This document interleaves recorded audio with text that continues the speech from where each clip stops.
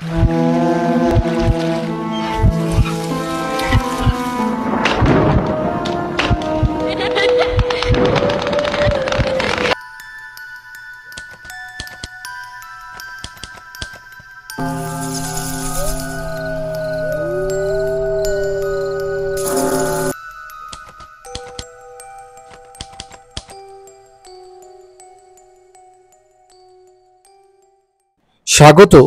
SNR travel ভারতে।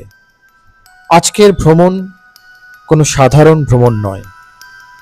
এই ভ্রমণ যেখানে ইতিহাস ফিসফিস করছে আর একটা ভুতুড়ে বাড়ি যার গল্প বাস্তব হয়ে উঠবে।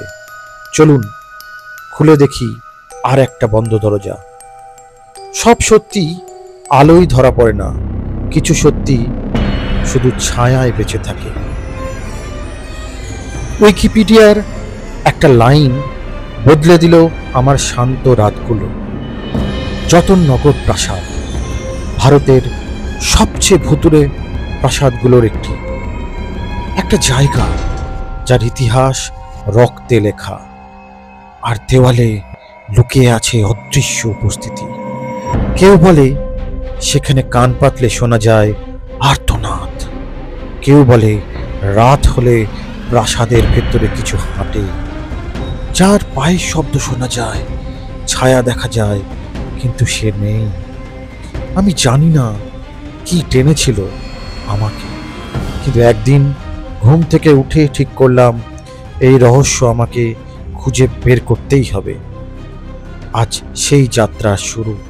পাহাড়ের মাথায় এক পরিত্যক্ত রাজপ্রাসাদ, আর আমি যাচ্ছি একা সেই অন্ধকারের মুখোমুখি হতে। সব ট্রিপ হয় না শুধু ঘোরার জন্য, কিছু যাত্রা হয় কোনো একটা ডাক শুনে। আজ আমি সেই ডাকের পিছু নিয়েছি।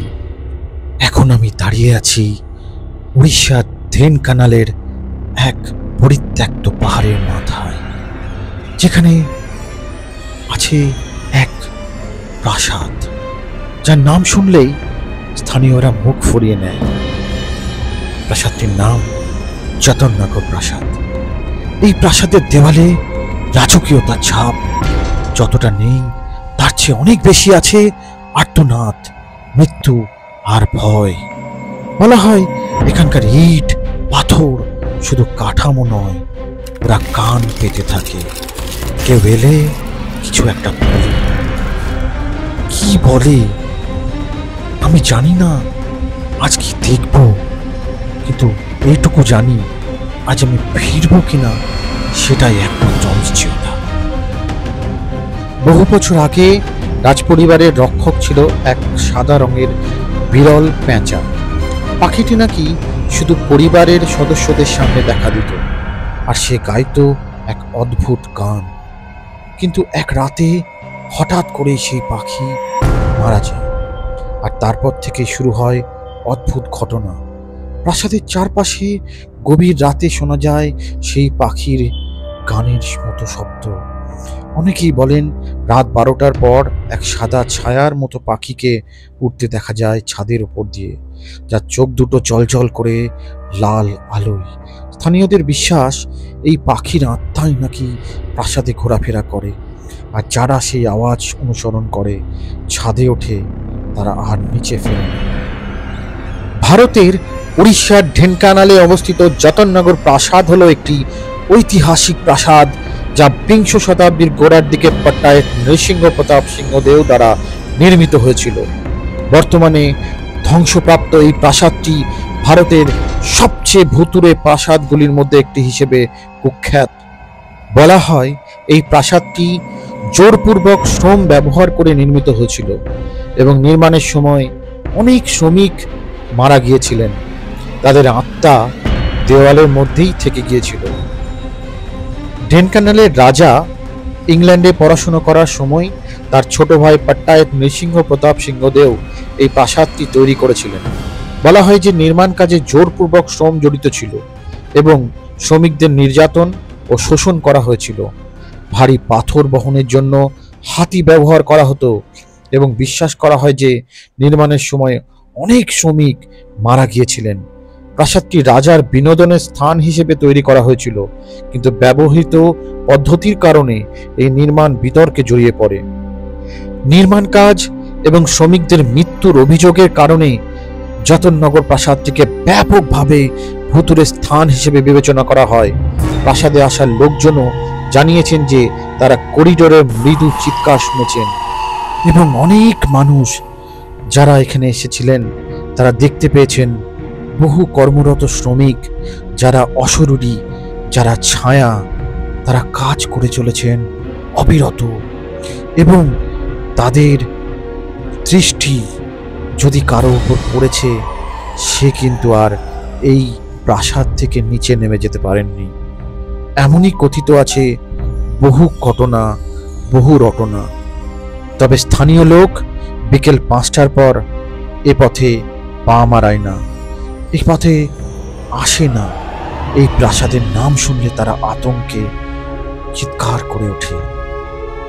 ঠিক এই মুহূর্তে যখন আমি ভিডিওটা শুট করছি, আমি যেন কিছু একটা অনুভব করছি, কিছু একটার উপস্থিতি। এক ধরনের চাপা ঠান্ডা হাওয়া যেন ঘিরে ধরছে আমাকে। আমি ঠিক বুঝতে পারছি না এটা কি শুধুই ভয় নাকি সত্যি কিছু একটা আছে আমার আশেপাশে। এই জায়গাটা যেন আমায় টেনে নিয়ে যাচ্ছে এক অজানা অস্পষ্ট অনুভূতির মধ্যে। মনে হচ্ছে সময় থেমে গেছে, আমি যেন আর বাস্তবে নেই। আমি ঠিক স্বাভাবিক বোধ করছি না। আমি এখন বুঝতে পারছি এখানে থাকাটা একদম ঠিক হচ্ছে না। যত তাড়াতাড়ি এখান থেকে চলে যেতে পারি ততই ভালো। এই জায়গাটা কিছু একটা যেন আমার পেছনে আছে, কেউ যেন আমাকে ফলো করছে, কিছু একটা শক্তি, কোনো একটা দৃশ্য, কোনো একটা অনুভূতি যা শুধু অনুভব করা যায়, যাকে দেখা যায় না। আমার শরীরটা জমে যাচ্ছে। সময় নষ্ট না করে এখান থেকে বেরিয়ে যাওয়াটা আমার মনে হয় ভালো হবে। যতননগর প্রাসাদ নির্মাণের সময় শত শত শ্রমিককে জোরপূর্বক কাজ করানো হতো দিনের পর দিন। তাদের খাবার ছিল কম, বিশ্রাম ছিল নিষিদ্ধ, আর যারা প্রতিবাদ করত তাদের ভাগ্যে নাকি যুক্ত নির্মম শাস্তি। কিছু শ্রমিক এই প্রাসাদের নিচেই নাকি জীবন্ত চাপা পড়ে গিয়েছিল। কেউ কেউ বলেন এই দেওয়ালগুলো আজও সেই নির্যাতনের স্মৃতি বয়ে নিয়ে বেড়ায়। রাতের নির্জনতায় শোনা যায় চাপা কান্নার আওয়াজ, আর হঠাৎ হঠাৎ দেখা যায় ছায়ার মতো কিছু চলাফেরা করছে করিডোরে। এটা কি শুধুই বাতাসের খেলা, নাকি সেই নির্যাতিত আত্মাগুলো আজও মুক্তি খুঁজছে এই প্রাসাদের ভেতর? ফিরে যাচ্ছি পাহাড়ে ঘেরা এই নির্জন জঙ্গল পথ ধরে। চারপাশে শুধু গাছ, নিস্তব্ধতা, আর মাঝে মাঝে অজানা পাখির আওয়াজ। সূর্যটা ধীরে ধীরে ঢলে পড়ছে পাহাড়ের আড়ালে। বিকেলের আলো যেন একটা মায়ার পর্দা টেনে দিচ্ছে এই পথে। এই জায়গাটা আমাকে কিছু একটা শিখিয়ে দিয়ে গেল। ভয় আর বাস্তবতার মাঝখানে সীমারেখা কতটা সূক্ষ্ম। কিছু কিছু জায়গা আছে যেখানে মানুষের উপস্থিতি এখনো অনধিকার। আমার পেছনে ফেলে এলাম এই প্রাসাদটা, আর গা ছমছমে ইতিহাস, একরাশ প্রশ্ন, আর আমি এগিয়ে চলেছি অজানা আলো আর নিরাপত্তার খোঁজে। আমি এখন নামছি এই পাহাড় ঘেরা আঁকাবাঁকা পথে, কিন্তু আমার মনে হচ্ছে আমি একা নই। যে অনুভূতি আমাকে জড়িয়ে ধরেছে প্রাসাদে, তা যেন এখনো আমার পেছনে পেছনে ছায়ার মতো লেগে আছে। হাওয়ার মধ্যে একটা অদ্ভুত শীতলতা, পেছনে তাকাতে ভয় করছে, কিন্তু মনে হচ্ছে কেউ যেন ধীরে ধীরে এগিয়ে আসছে ঠিক আমার পেছনে। এই জায়গাটা হয়তো আমাকে পুরোপুরি ছাড়তে চায় না। প্রতিটি পা ফেলছি সতর্কভাবে, তবু মনে হচ্ছে আমি একা নামছি না। কেউ বা কিছু আমার সঙ্গে আছে, নীরবে, অদৃশ্যভাবে। এই প্রাসাদ কিন্তু শুধু ভয়ের নাম নয়, কখনো ছিল রাজকীয় গর্ব, অগণিত সৈনিকের পায়ের শব্দ আর রাজসভায় বেজে ওঠা শঙ্খধ্বনির প্রতিধ্বনি। এই অট্টালিকায় নাকি একসময় রাজাদের সভা বসত। বহিরাগতদের জন্য ছিল কঠোর আইন আর শাস্তি। প্রাসাদের ভেতরের কারুকাজ, তার সুগঠিত দরজা, জানালা আজও সেই গৌরবের সাক্ষী। তবে ইতিহাসে গৌরবের পাশে লুকিয়ে থাকে অন্ধকার। এই ইট আর পাথরের ফাঁকে জমে আছে শ্রমিকের কান্না, গোপন ষড়যন্ত্র আর হিংসার কাহিনী।